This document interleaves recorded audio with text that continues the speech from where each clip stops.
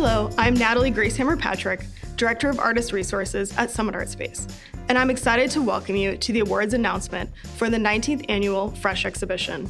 Each year, Fresh challenges local artists to use innovative materials and concepts in their artwork. For this year's effort, 86 local artists entered 160 submissions for consideration by Fresh juror Michael Gill, the editor of Collective Arts Network Journal.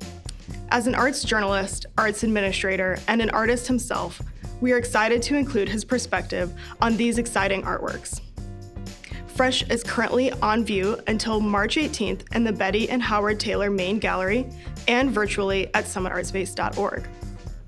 Did you know most of the artwork in the exhibition is for sale? Support local artists and gain a unique artwork for your collection by purchasing artwork from Summit Art Space. You can find artwork prices online at the virtual exhibition and in person with our exhibition booklet. Contact me by email at natalie@summitartspace.org if you're interested in an artwork purchase. Now we will hear from Michael, who will announce this year's Fresh Awards. I'm Michael Gill. I'm happy and honored and challenged to be here. I wanted to thank Summit Art Space for the opportunity to choose this show, but more importantly, for creating the platform for the artists to show their work. And then above all, I wanted to thank the individual artists, all of them, because without their work, we would be nowhere. The challenge of Fresh, which is to push the boundaries of what art can be, is a big one, both in the context of the time and within the practice of any individual artist. In a way, it's what we do all the time, but what a challenge. How does art evolve? And how does an individual practice evolve? And how do we push ourselves and each other? In choosing this show, I focused on the media and the material and the ways that artists use those things to inform their work, including how it comments on our time. This is an incredibly varied show, not only in the media and the mix of media, but also in the perspectives of the artists. I love the way the show came out, and I'm glad to have you see and consider these works. So this is our third place piece. Of course, an artist can and will use anything available to make something beautiful and relevant to our lives.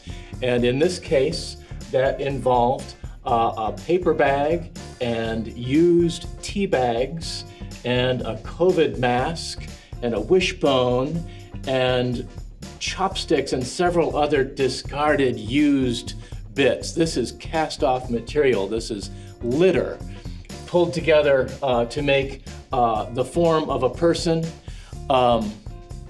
and to comment on the stresses that we deal with in everyday life, including the decay of things, including violence, including COVID, of course, all against this background of bare wood, which alludes to the old houses and decaying houses and vacant houses that we have all over Northeast Ohio, and includes, of course, in the buttonhole there, a little clutch of matches to set the whole thing on fire. I thought that this was really evocative use of materials, just readily available stuff, and I really appreciated the way it comes together.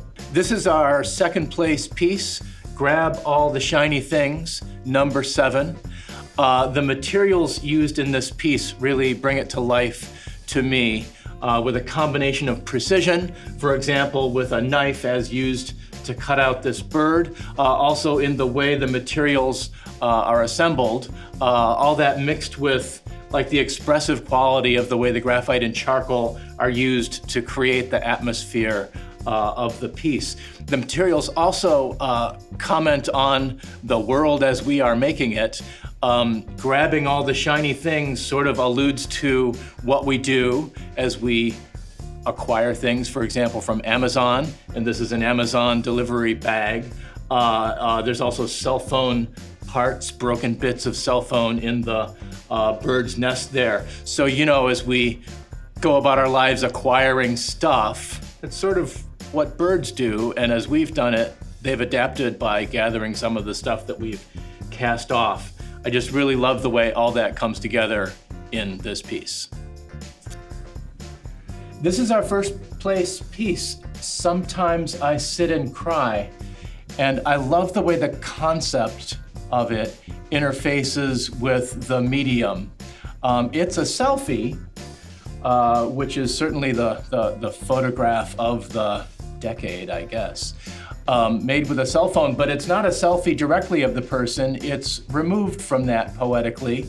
It's a shadow, and presented in a shadow box, and complicated by some text.